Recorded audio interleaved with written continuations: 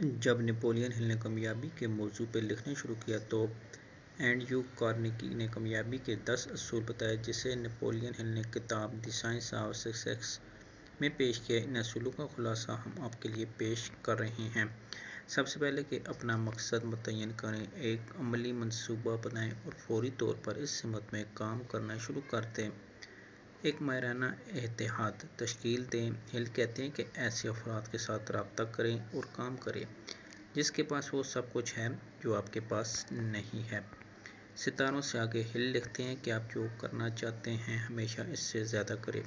یہی آپ کو آگے لے جانے اور ترقی دینے کا اہل ثابت کرے گا، لوگوں کو آپ کا احسان مند بنائے گا۔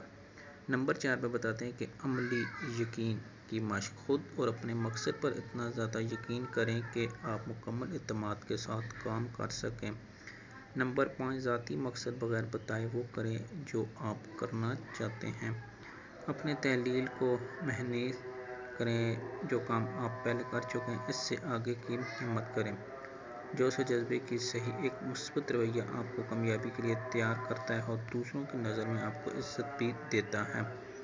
درست سوچیں، ہل کے الفاظ میں درست سوچ حقائق و تبصرات سے علادہ صلاحیت انہیں کام اور مسائل کو ٹھیک کرنے کے لیے استعمال کرنا ہے۔ نمبر 9 اپنی کوشش کو مرکوز کریں، جو سب سے اہم کام درپیش ہے اس سے بدحواس نہ ہوں۔